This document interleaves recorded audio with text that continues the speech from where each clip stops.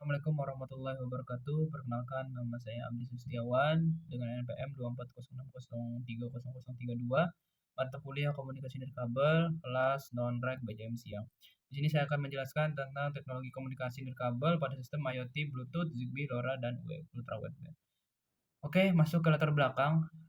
Latar belakang di sini adalah latar belakang dari IoT itu sendiri, yang merupakan teknologi yang pada teknologi industri 4.0 yang kehadirannya itu menciptakan beberapa kemajuan di sektor dan beberapa bidang, yaitu pengendalian jarak jauh serta kendali cerdas dengan sistem tertanam. Dalam sistem IoT, kita perlu namanya sistem komunikasi, karena itu merupakan aspek yang krusial. Di sini kita akan membahas sistem atau komunikasi nirkabel seperti Bluetooth, Zigbee, LoRa, Ultra Wideband atau UWB. Yang mana masing-masing memiliki kekurangan dan kelebihan. Karena itu di sini kita akan membahas karakteristik dari masing-masing sistem komunikasi itu. Di mana rumusan masalahnya itu apa itu IoT dan prinsip kerjanya, bagaimana karakteristik Bluetooth, Zigbee, LoRa dan UWB, apa kelebihan dan kekurangan masing-masing teknologi. Selanjutnya tujuan penulisannya adalah menjelaskan konsep dan prinsip kerja IoT, menguraikan karakteristik Bluetooth, Zigbee, LoRa dan UWB. Selanjutnya menganalisis perbandingan masing-masing top teknologi. Oke, pembahasan di sini ialah sejarah IoT. Awalnya tuh ditemukan oleh programmer itu 1980 dari Universitas Carnegie. Dia memanfaatkan microswitch pada mesin penjual Coca-Cola otomatis dan mengirimkan datanya ke internet. Kemudian didukung lagi 1997 itu ada Paul Savo menemukan beberapa penggunaan sensor untuk mendukung sistem IoT.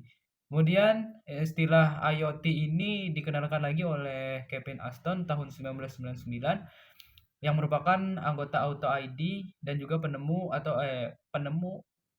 seperti itu, pengembang dari frekuensi radio frekuensi identification atau RFID. Selanjutnya, prinsip kerja IoT ialah di mana sensor itu membaca perubahan fisika dan selanjutnya diproses oleh microcontroller. Terus data dari microcontroller itu dikirimkan kepada cloud atau internet. Ah, Selanjutnya dari internet itu mengirimkan ke user interface atau website atau user lah seperti itu. Pada contoh di samping kita bisa lihat seperti weather monitoring system atau monitoring cuaca dari BMKG, di mana peralatan sensor dan microcontroller itu akan membaca perubahan. Sensor membaca perubahan, microcontrollernya akan mengirim ke cloud atau database dan mengirimkan datanya ke BMKG seperti itu. Selanjutnya, kita akan masuk ke pembahasan teknologi komunikasi nirkabel pada IoT.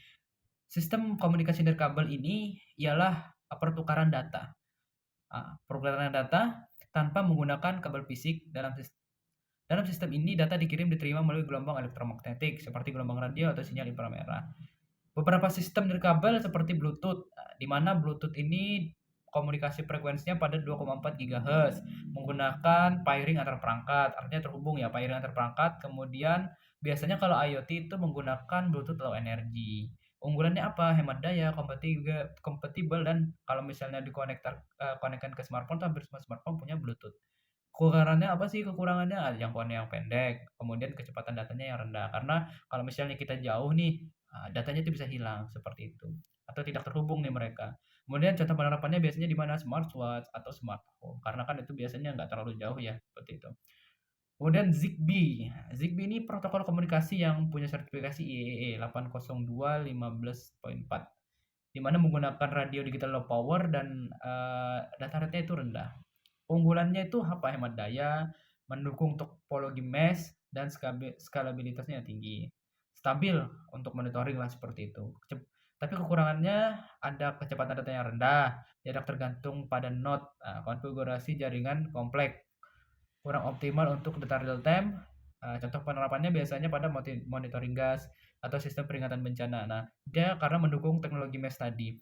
Ketika ada uh, router yang mati, dia masih bisa terhubung ke router yang lain seperti itu. Karena dia menggunakan teknologi mesh. Biasanya digunakan untuk peringatan bencana kan seperti itu. Karena peringatan bencana pasti perlu komunikasi yang saling membackup. LoRa di sini atau long range beroperasi pada frekuensi di sub-gigahertz di 868 megahertz, itu di Eropa, 915 megahertz di Amerika. Penggunaan modulasi split spectrum, kemudian dia membutuhkan arsitektur namanya LoRaWAN. Keunggulannya apa? Dia bisa jangkauannya sangat jauh, umur baterainya yang panjang dan ideal di wilayah terpencil.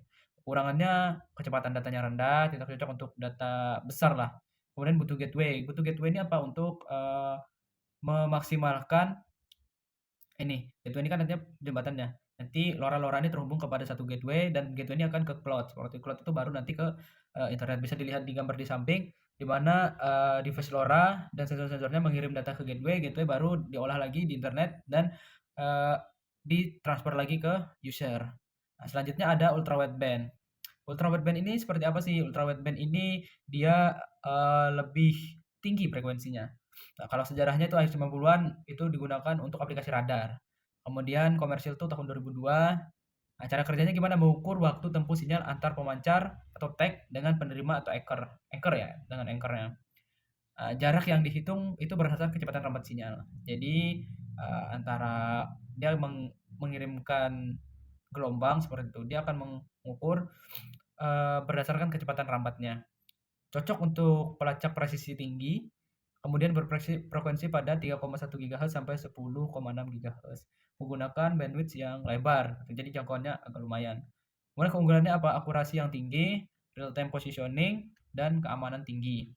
Kekurangannya apa? Kondisi lingkungan sangat mempengaruhi. Nah, biayanya yang mahal dan kalibrasi yang kompleks. Karena kalau lingkungannya itu misal terlalu banyak hambatan juga kan bisa berpengaruh tuh gelombangnya seperti itu. Dapat dilihat pada gambar di samping seperti ini. Nah, dia saling berkomunikasi ya seperti itu. Di mana antara gate seperti lampu, kemudian nanti ada anchornya itu dia saling berkomunikasi dan tetap mengirimkan ke gateway dan ke data collecting seperti itu. Baru nanti datanya tuh dikelola lagi, baru bisa masuk ke website. Nah, selanjutnya adalah kekurangannya sudah tadi ya. Contoh penerapannya itu bisa di navigasi indoor dan pelacakan posisi karena basicnya kan aplikasi radar ya seperti itu.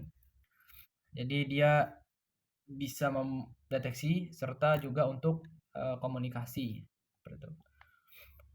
Selanjutnya untuk analisa perbandingannya di sini kita lihat dari Bluetooth itu karakteristik utamanya dirancang untuk komunikasi jarak pendek. Kalau untuk Zigbee itu komunikasi dengan topologi mesh. Kalau LoRa itu jarak jauh dan perlu namanya LoRaWAN. Kalau ultra wideband itu bandwidth yang besar untuk pengukuran waktu tempuh sinyal.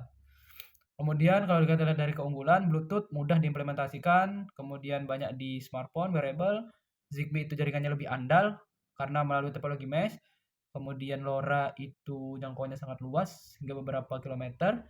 Kalau ultra wideband itu akurasi penentuan posisi yang sangat tinggi sehingga sekali sentimeter. Kemudian tahan terhadap intervensi. Dan selanjutnya itu jangkauan keterbatasannya ya kalau Bluetooth komunikasi terbatas, jangkauan terbatas, Zigbee kecepatannya rendah, LoRa itu kecepatan rendah juga dan perlu LoRa gateway atau LoRaWAN. Kemudian UWB itu jangkauan terbatas dan biaya tinggi.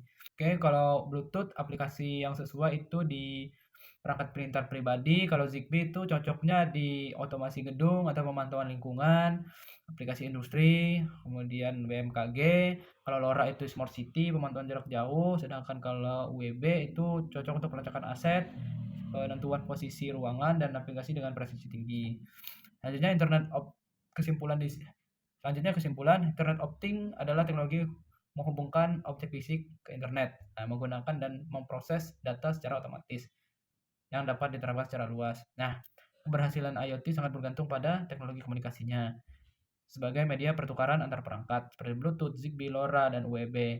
Oleh karena itu penting untuk kita mengetahui dan mencari tahu apa sih perangkat yang cocok sesuai dengan kebutuhan jangkauan dan konsumsi yang akan kita gunakan. Baik, itu saja dari saya. Terima kasih. Saya mohon maaf. Assalamualaikum warahmatullahi wabarakatuh.